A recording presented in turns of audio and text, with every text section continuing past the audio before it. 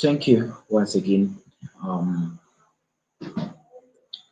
Today, we'd like to start very early to be able to cover a lot of areas concerning today's topic.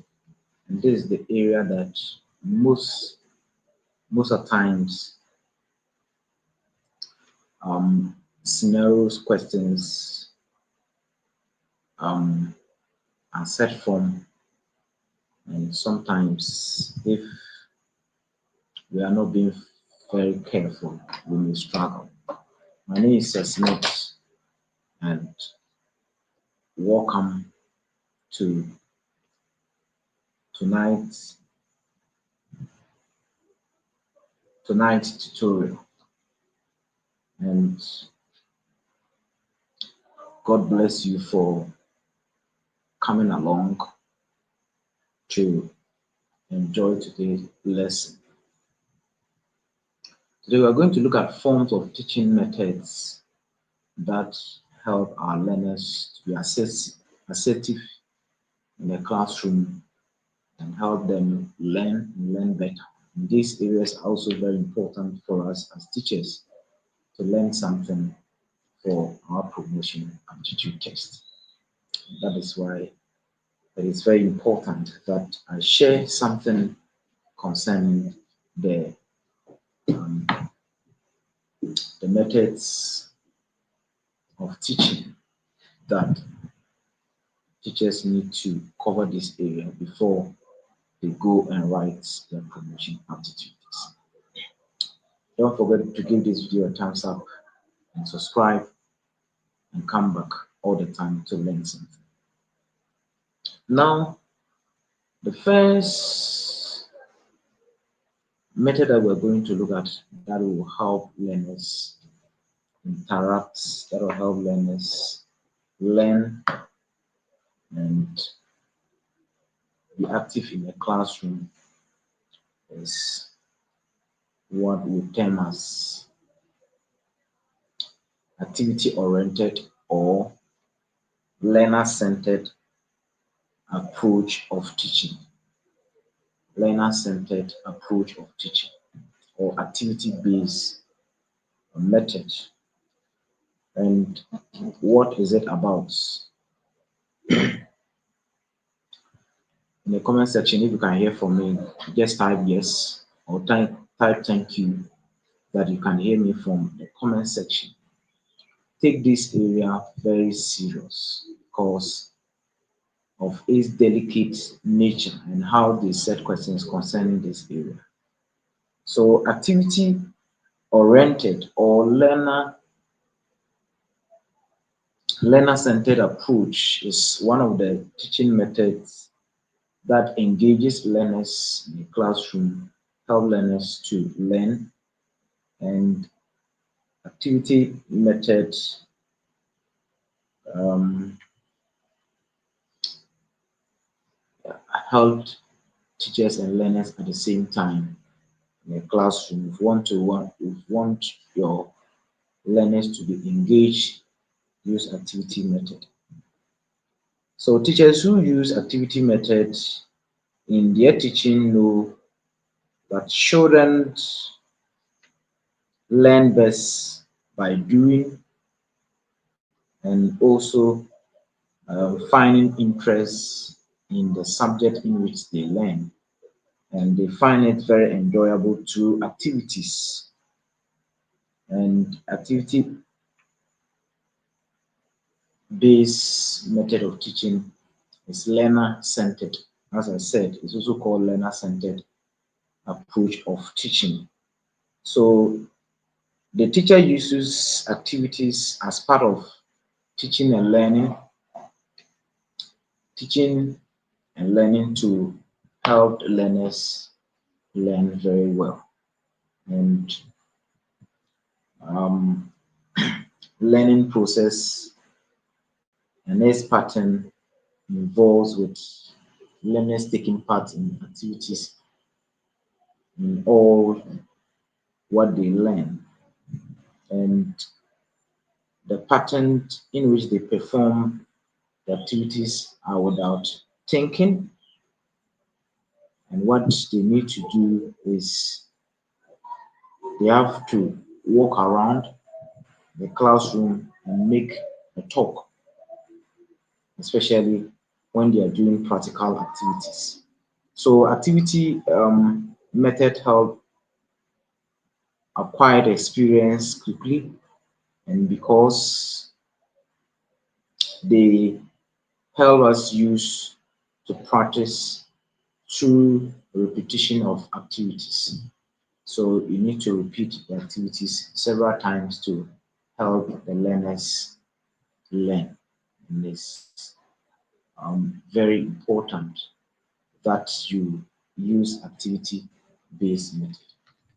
Now that the second one that or method is what everybody knows or everybody uses, or the traditional method, that is the lecture method of teaching, is one of the methods that teachers use in guiding their learners to learn in the classroom. And lecture method demands for a large number, or it is used when you're having a large number of students and you want to cover a lot of areas in the teaching. So use lecture method. And lecture method is the oldest method of teaching, and is based on the idealism philosophy. So the philosophies who are with the ideas, or who are having the mind of talking about giving ideas to learners, they use this type of method. And it's one of the methods that traditionally most lecturers use in universities and the tertiary institutions. So it is also it refers to a teaching method whereby the teacher offers explanation through presentation of the topic or the content to the learners or to the students. So here it is the teacher who is actively involved in the learning, and the teacher presents the learning to the students or the learners. And the teacher clarifies the content matter to the students by using gestures, by using simple devices, or by changing voice or change in the position and facial expressions anytime he or she is teaching. And here the teacher does almost everything. The teacher is the active participant in the learning, while the learners are passive. So the teachers are more active while learners are passive, but the teachers occasionally ask questions from the learners to seek the understanding, to get whether the learners are grasping whatever he is presenting. And it can be effective method when the people are highly interested in whatever is being given out, whatever information is being given out. So you have to learn this. And it is very important we get to know this before we go and write a promotion aptitude test.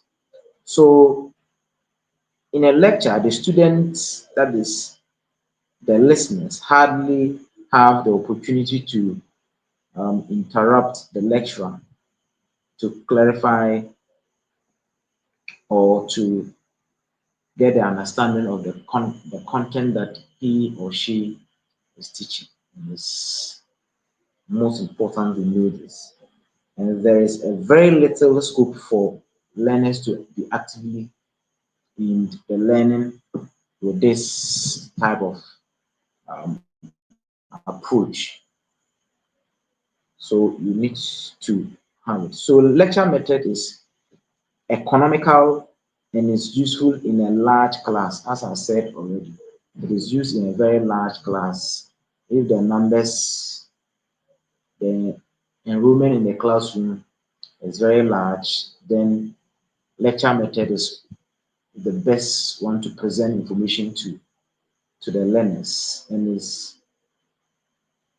it is usually done in the universities or the tertiary institutions, because that place it deals with a very large number of people, and they need to cover a lot of areas, have very limited time to, and because it's very economical in using lecture method,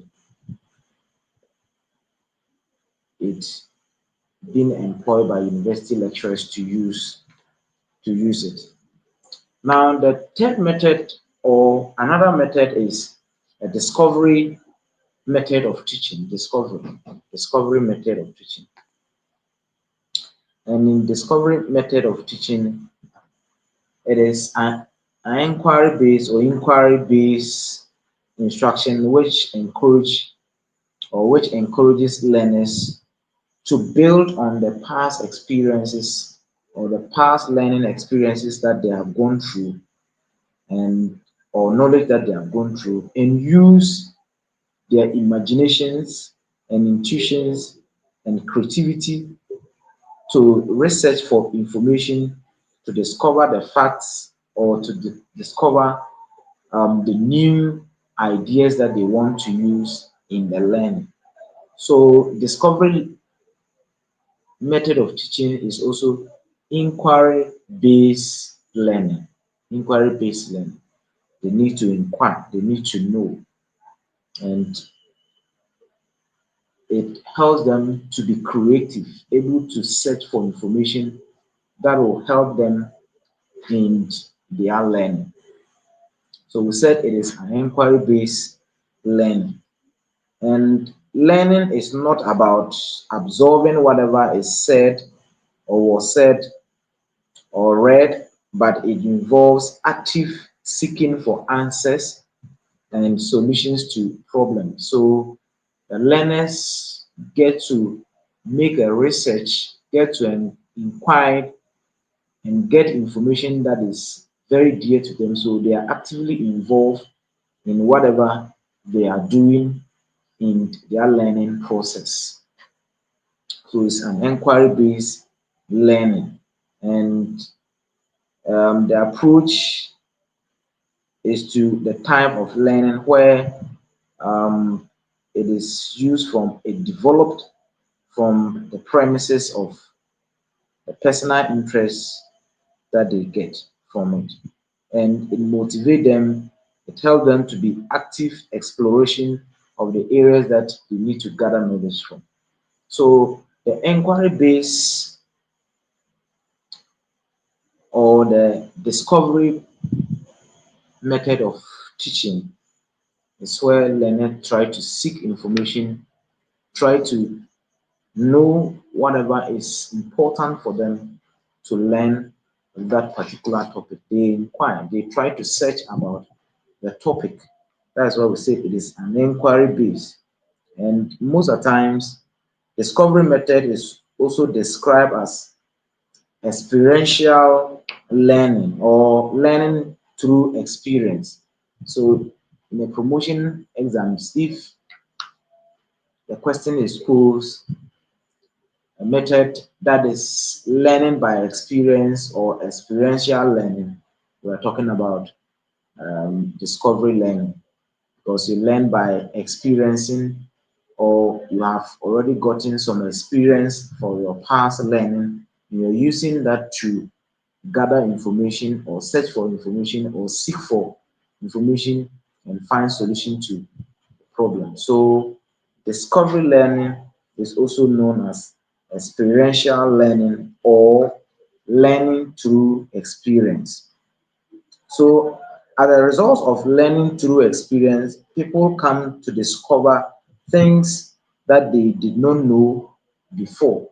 They come to know new ideas. They come to um, get information that will help them in their subsequent learning, and they learn new ideas to help them improve their learning. So discovery learning method also ensure a long term record of learned material. Why? Because they themselves have searched for the information and have seen for whatever they are going to use. It helps them in the long run.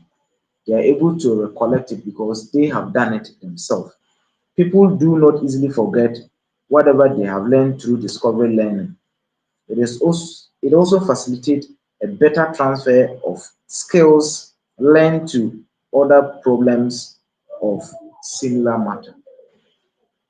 So discovery learning is very important in the classroom that we need to handle as teachers and help the learners. Now let's look at another um, method of teaching, and this one is very key, very important. That is expository method of teaching. Expository method of teaching is almost like a lecture method of teaching. It's almost like a lecture method of teaching. Why? The expository method of teaching, the major task of the teacher is to select whatever content or whatever information that he wants to give to the learners or to the pupils, and also present them by telling them or reading it to them or showing them whatever they want to do in the classroom or whatever they want to do in the learning situation. So here, the people on the other part listen to the lecturer or listen to the teacher or observe whatever the teacher is doing or digest the information and trying to understand it. So they are not actively involved in the learning process. Here, the teacher presents the information to them by talking, by telling them or reading the information to them, or by showing them what they need to do, and through that, the information is presented to them. Expository method of teaching. So here, learners receive the information already packaged by the teacher, and they don't have much to involve in the learning process. The teacher does everything. The learners are passive. They are not much involved in whatever is being learned. And we have types of expository learning. One of them is the reception learning. Reception learning is one of the expository method of learning. Sometimes it refers to as reception learning, and it describes how information gets to the people or information gets to the learners or information gets to the students in the classroom. And here, learners are um, only receiving the information while the teacher is doing everything. So they do not do much for the research for the information. So do they do little? The reception learning, the learners do little while the teacher does everything, and it's very um, passive in a way in terms of the learners involving in the learning process. It is very passive. So reception learning, the entire content of what to be learned is presented to the learners in the final form by the teacher. So here the teacher does everything, present everything to the learners. And another type of or another form of expository learning is a meaningful reception learning process or one of the things that or steps that are taken through for learners to understand or to get the concept is one, to remember. So remember the information that the teacher gives to you, and this the people must understand whatever has been received from the teacher. They must understand it. That is one of the main step of reception learning. The two is to understand. Understand. How do they understand? The people must understand whatever is being received through the teacher. The fourth or the third one or the third step is generalization. After they have gotten whatever information that is presented to them by the teacher, they need to use that information to generalize or use it in a wider context. So people must attempt to generalize the information he or she have received from the learners to get better understanding of whatever is. Then the fourth step is to act. After they have remembered the information, understood the information, and generalized the information, they need to work on the information. And here, people, after receiving the information from the teacher, must act or perform an action. Perform an action. And it's very important. There are so many methods that are used in a classroom, and that is what we are dealing with. These are the areas that they set questions concerning the scenarios, and if you are able to go through this too, it will help you. Now let's look at the next method, that is discussion method. Discussion method questions came in either 2021 or 2023. Discussion method, and that one it came in the objective test. So discussion methods provide the opportunity for learners to share ideas, learners to discuss, and learners to discuss issues and things planned for them in the classroom. So here it is another nice way. Here the topic must be a bit within the context of the learners. If the topic is very difficult, learners are not able to go through it. Learners are not able to discuss or share ideas about the topic. So the topic should be within the confines or within the strength of the learners. And here, the learning activities involve active and um, cooperative consideration of the topic or the problem under discussions or the problem under ideas sharing. So the learners get involved and cooperate among themselves in the learning process or in the discussion process.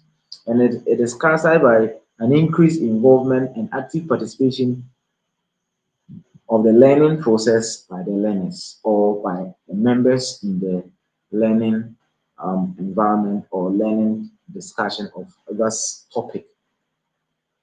It is a nice one. So this one, the topic needs to be within the confines of the learners, within the limits or within the strength of the learners. If the topic is too difficult, learners are not able to get themselves involved or able to discuss whatever is before them. So the topic needs to be within their strengths or the confines of their strengths. It's very nice one. So the teacher only initiates the interaction and allow the students to pursue the discussion towards achieving the goal that they want to achieve. So here the teacher only initiates or introduce the topic to them and allow the learners to discuss whatever they to discuss to achieve the learning target. Now, in using discussion method, the learners should be familiar with the topic to be to be discussed so that they can allow contribution to the discussion of the topic. So that is why I said the topic needs to be within the strength of the learners. If the topic is very difficult, learners are not able to discuss or able to share ideas about the topic. So it should be within the learner's strength so that it will help them discuss whatever topic that is before them and able to achieve the learning goals that is set before them. So it is better to use this method with an older people or those who are a bit grown so that they will have to acquire the ability of necessary for intelligent discussion. So if you are to use this topic, you need to use it at the upper primary or at the junior high or the senior high school. That is where learners are a bit matured and they will able to discuss, share ideas about the topic and able to acquire the necessary skills that will help them discuss the topic for the day. So discussion method is very important. Please give this video a thumbs up, or if you have not subscribed yet, kindly subscribe. And Station Afi, good evening. You're most welcome. You're most welcome. So this topic should be within the strength of the learners. Should be within the strength of the learners. And if you want to get better ideas, better discussion with a topic or concerning the topic, you should try this method with those who are a bit grown, like the upper primary or the JHS or the senior high. That place they are grown. But if you use this topic, so this method in the lower primary, you are not going to get a good results because they are not able to think as compared to those in the junior high school and the senior high school. So this discussion method, the topic that you select should be largely within the strength of the learners. It should be within the strength of the learners. So take these key um, issues very well. Now, the next one that we're going to look at is demonstration method of teaching. Demonstration, demonstrate, show. So when we say demonstration method, what is it about? There are key things that you need to jot down, and those are the things that we set questions around. And if you are not being exposed to this, highly difficult for you to know.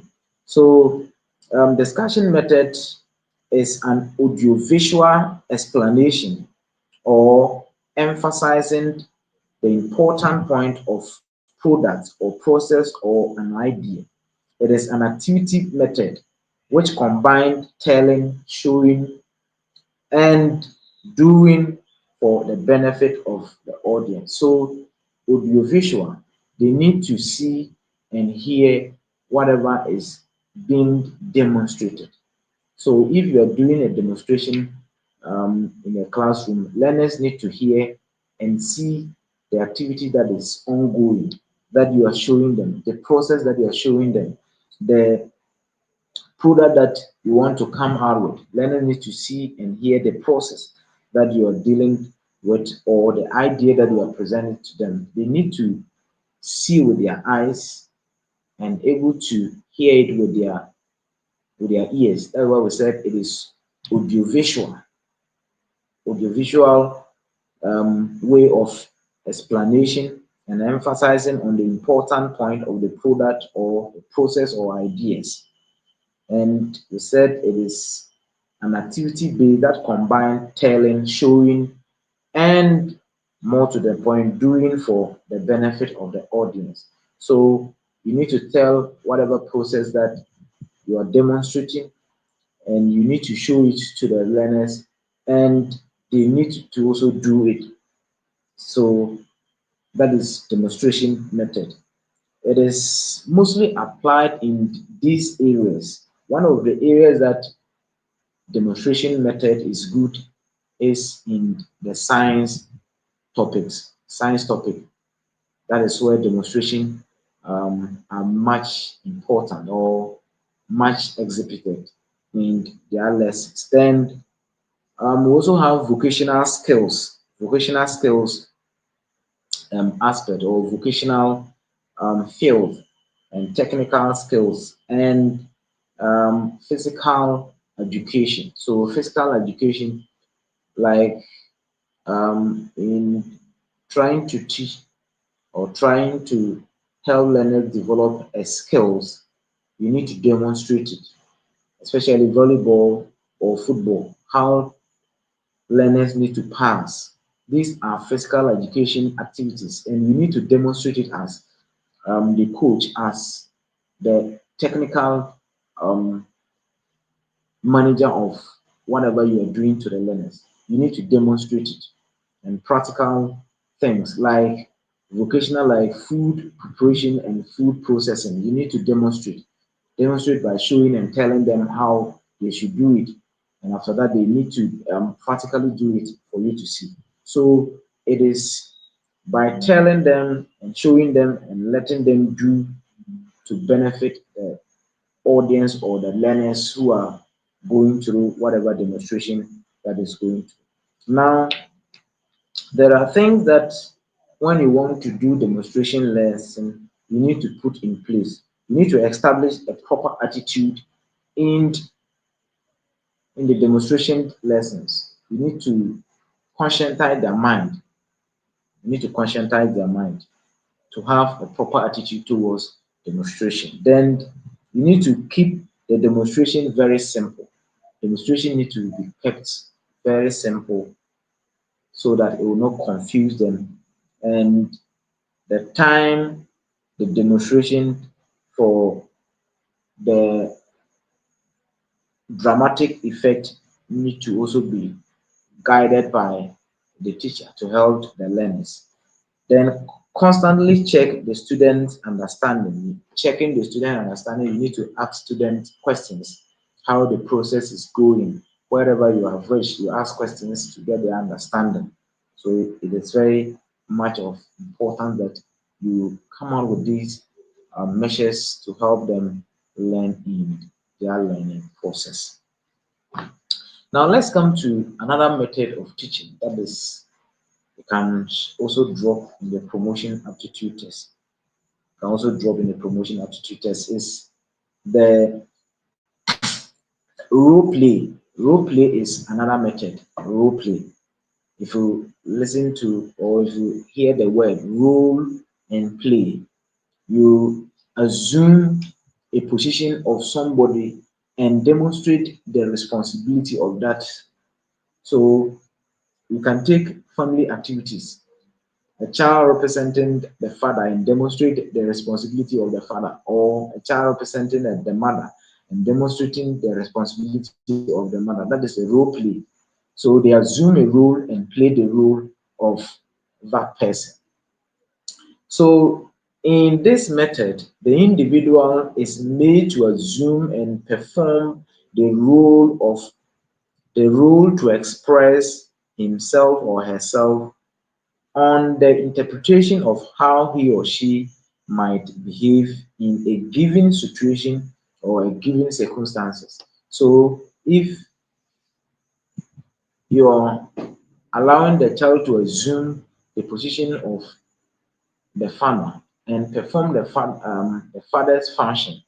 So in situations where they face that same circumstances or same situation, they're able to role play whatever they have learned from the learning situation. So the child imagine that he or she is somebody else. So he is not within the confine of the learner environment, but here he or she is taking the position of the father and become the father and performing the function of the father or the mother, or the learner becoming a driver, assuming the position of the driver and showing the responsibility and the skills of a driver. That is a role play, or a doctor. So most of the time, these career days, these are the times that learners demonstrate using a role play method where learners show their careers by assuming the position of a doctor and role play the responsibility of a doctor or perform the responsibility of a doctor or a nurse, a teacher, or a soldier or police. So these are role play activities, especially career days, or um, drama scenes. Drama scenes, they use role play to perform drama. So when using a role play, learners must be allowed to take part of the characters they prefer. So in a drama, you allow learners to function within the role that they prefer of doing it. You don't force on them.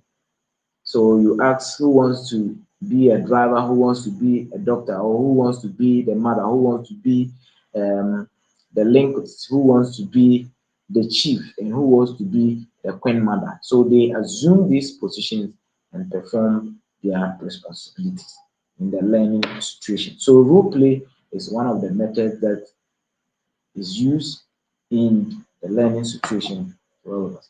The next one is project and problem solving method. Project, if you listen to project and problem solving. So topic is selected by the teacher as a problem, and learners are guided by the teacher to solve that problem using an alternative or alternative solutions to solve the problem. So the method of teaching can be used in a classroom to help the learners to learn very well. So here the classroom learning had become sometimes very bookish. They need to go outside the classroom environment and had a little bearing on their real life situation. So they need to go out the classroom and solve a particular problem, research about the problem and solve it. So they also realized that this was responsible for the lack of the interest on the part of the learners on this method. So those who propounded this method saw that all the time learners are in the classroom doing bookish or doing or learning about or reading about books, and they don't have interest, they lack the interest in the classroom. So they need to expose them to the learning environment or to different environment for them to learn. So the student needs to see and appreciate the value of whatever they want to learn. So when they go outside the classroom, they appreciate whatever is outside the classroom and they learn better. They see real life situations or real life problems and solve them within their strengths or within their learning capabilities. So it is very important. So working on the project, the student need to work on the tasks that they themselves have chosen and prepared to work on it and ready to fix any challenge that they may um, face or they may come along with. So they will select the topic and prepare, or they will select the problem, or they will choose the challenge and try to solve the problem or try to solve the difficult situation that may arise when they are doing their project work. So the results of the project work is sometimes or something that can help learners to see, like reports, like mappings, like model of an object. So here they trying to learn it by doing whatever challenge that they are facing. And it's very important that we know this before we go and write our promotion aptitude test. So the project method can be defined as a unit of activity carried out by a learner or learners in a natural and life-like manner in a spirit of the purpose of accomplishing um, that problem that they face or that is ahead of them that they want to solve. So have it in mind. So how do they do this? So the learning unit is chosen and conducted by the learner under the guidance of the teacher. And how do they do it? There are steps that they need to get involved to solve this particular problem.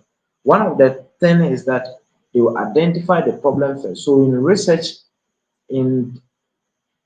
in research, you need to identify the problem, and identifying the problem and solving is very important. So the first thing that they need to do is to identify the problem that they want to solve, or they want to provide solution, or they want to provide solutions to the problem. So first thing is to identify the problem. The second is planning the project, that is to think of the solutions that to use to solve the particular problem. So first, selecting the problem. The second one, planning the project. The third one, what skills or and what understanding do you have about the problem or ideas do you have about the problem? Then choosing a suitable or um, an alternative solutions to the problem. And by doing this, you choose the objectives of the project and must be spelled out the target that you want to achieve in the process, the learning process. So in doing this, when you are able to choose the solutions, the appropriate solutions to the problem, you put the solution into practice and see whether it works or they work in solving the problem. So you need to choose alternative solutions to the problem or consider alternative solutions to the problem and choose the best that will help you solve that particular um, learning problem. And activity based or project based is likely to also happen in the promotion aptitude test. So try and jot something down before we go and write. Now we are left with two aspects of the methods that will facilitate or help you in the classroom at the same time in the promotion aptitude test. One of them is field trip, or one method two is field trip. Field trip. Field trip. Field trip is one of the methods that is used in a class or outside the classroom. So most of the time, you send children out for them to learn new things. So a field trip is one of the activity-oriented method.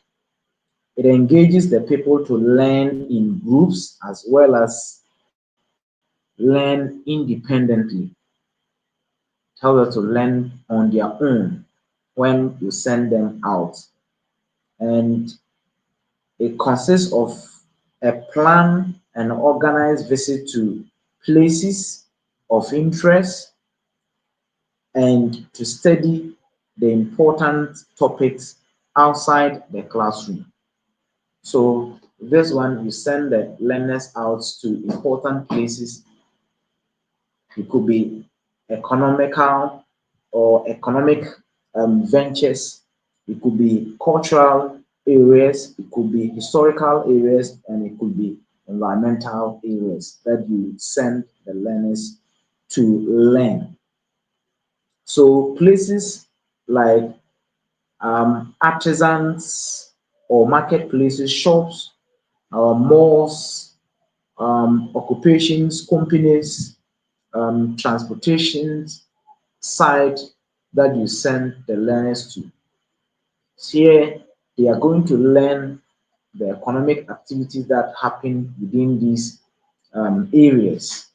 So, artisans, where we have these fitters, we have these welders, we have these mechanics. So we send the learners to these areas. These areas are economic ventures areas that you send learners for them to go and learn about fitting, for them to go and learn about how um, damaged cars are repaired, or fitting shops or companies, brewing companies and the rest. They go and see with their naked eyes and how things are done over there. So you can send your learners on an economic trip for them to go and learn.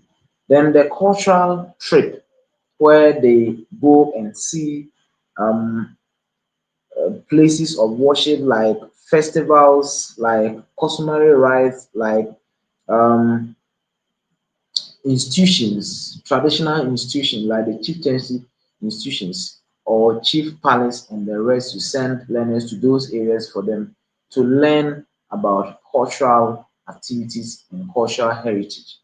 You, they, you can take learners on a visit, on a trip, or on field trip for them to go there and learn new things outside the classroom. Then you can also take them to historical places for them to go and learn about the history of a particular the history of a particular place, like forts and castles or government institutions. You send them, or like slave trade institutions, send them there for them to learn about the historical background of the place. So the historical background could be the tomb or museums of, or the places that they have buried former president or prominent people. You go there for them to learn. Then we also have environmental areas like you can send them to waterfalls, you can send them to mountains, you can send them to recreational centers or reclaim site or recycling system, or polluted and reclaimed site like Galamsey site, and they will go and learn about the damning effects of these activities, and they will have a positive mind about whatever they have learned from. So it is one of the important method of teaching that we need to use. We need to send our learners to these areas. So there are two types of field trip. We have the structured type and unstructured type. So the structured type, the students are made aware of whatever tasks that they are going to perform or they are going to do. So they are already aware of things that they are going to do in the learning process outside the classroom. And unstructured, the learners are not aware, but when they get to the place that they try to learn whatever they have seen there. So the unstructured, the students only have the idea of where they are going or visiting, and they will study whatever they wish and they deem it very fit over there. So if you are taking them to um, FEMA or monkey um, sanctuaries, they don't have any knowledge about it. So the moment they get there, that they will learn the plant species or they will learn about the animal species over there. So that is unstructured. So we have the structured and unstructured field trip. Structured field trip, they know whatever they are going to learn about, or they know whatever they are going to do there in the structured field trip. But the unstructured, they are not aware of anything unless they get there and see the things by themselves.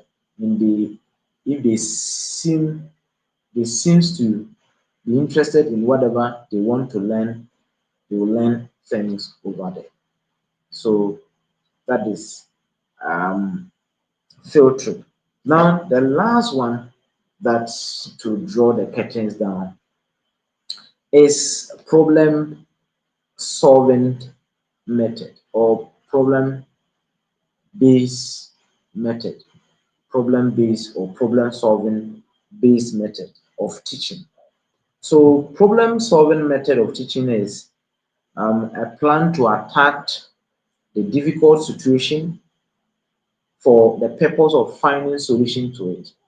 So here the problem solving based method is an activity based, and more to the point, learners attack the situation, or learners find solution to the situation in which they faced.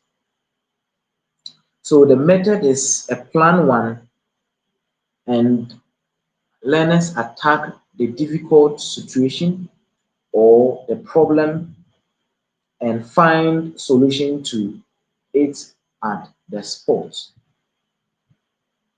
So the method of teaching in which a person uses his ability to solve a problem which confront him is a problem solving based method. So when they are faced with a challenge, they will provide solutions. They will try to look for solutions to solve the problem. The project and problem solving based method is almost the same like this one, but this one is slightly different. That one is more or less like a research base, but this one, when they are faced with a problem, they look for solutions and solve the problem. And there are stages that you need to pass through for the problem to be solved. That's why I said it's almost like the project based method of teaching. So this one too, you identify the problem, then you explain the problem or the difficult situation in which you face, and then you you you you find solutions to the problem. So you break down the problem to see if it is a simple problem, there's no compounding problems that will arrive at, and what you need to do is to find solution to the problem. So you break down the problem into various parts and see if there's no any other problem related to the one that you have, or the whole that you have faced with. Then what you need to do is you need to generate alternative solutions to the problem. You need to find solutions. And in finding solutions, you will come up with so many ideas in solving the problem. Then you choose the best from the already generated alternative solutions to the problem. So select the possible solutions you think will work and put them together to solve the problem in which you are facing. So that is um, problem solving method of teaching. Then when you have selected the possible best to solve the problems, you put those solutions into test in your mind to see if one works before the final selection. So after you have gotten the possible best solutions, you choose one of the solutions and test the problem and see if you are able to solve, or if that solution is able to solve the problem. Then you your selected solution is now put into the practice to um, to solve the problem. Then study the solution closely to see whether those solutions that you are putting to solve the problem is effective to solving the problem. So that is the problem solving method of teaching. First, you consider the problem or identify the problems, break down the problem into simple terms and see if there's no related problems arising. Then you need to um, generate alternative solutions. Select the best possible solutions to the problem and put one into test and see if the problem can be solved by the possible solutions that you have. Then you put the solutions into the practice, or you put it to the test to see whether it is working.